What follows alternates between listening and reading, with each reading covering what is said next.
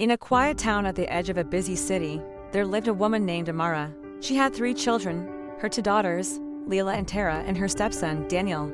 Daniel came into Amara's life when she married his father, but not long after, his father passed away, leaving Daniel in her care. Though she had once promised to love him as her own, bitterness slowly took root in her heart. She saw Daniel as a reminder of a life that had not gone as she planned. Amara favored her daughters openly. Leila and Tara had warm meals, new clothes, and soft beds. Daniel had chores. Every morning before the sun rose, Daniel swept the compound, washed dishes, fetched water, and prepared breakfast. Only after everyone else had eaten would he take a hurried bite of leftovers and run to school. Often, he arrived late. His teachers would sigh when they saw him slip quietly into the classroom. Yet when exam results were announced, Daniel's name always stood at the top, first position every term. Meanwhile, Leila and Tara, who had tutors and plenty of time to study, struggled.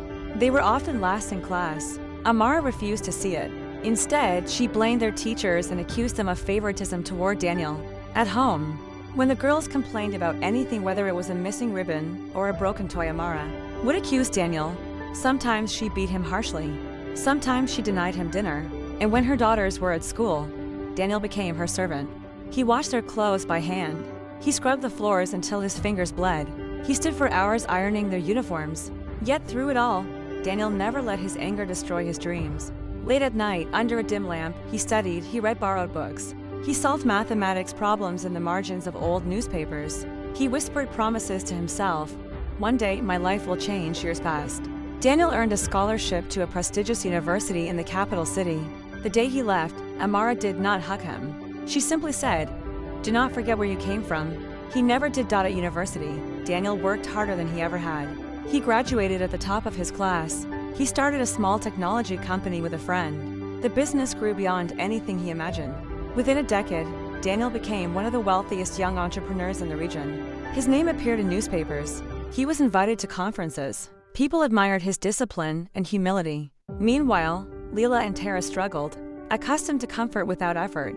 They found the world less forgiving than their mother had been. Their grades had not prepared them for meaningful careers. Opportunities slipped through their fingers. Eventually, their family faced financial hardship. Debts mounted. Their home was at risk of being taken. Amara, now older and worn by regret she refused to name, turned to the one person she had mistreated the most, Daniel. It was Leila and Tara who first went to his office, an elegant glass building towering over the city.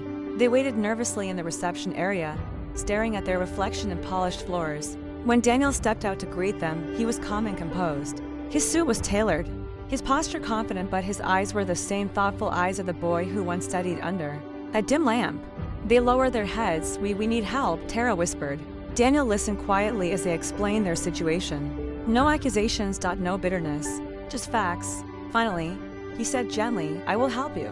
They looked up in surprise. "I will pay the debts and help you both return to school or start businesses, if you are willing to work hard this time." Tears filled their eyes. Later, Amara came to see him herself. For the first time in her life, she could not meet his gaze. "I wronged you," she said in a trembling voice. Daniel paused. The silence between them carried years of pain, long mornings, and silent endurance. "You did," he replied softly. "But I chose not to let that define me." He provided for them not out of revenge, nor to prove superiority, but because he had grown beyond the cruelty that shaped his childhood. As they left his office, Amara finally understood something she had ignored for years.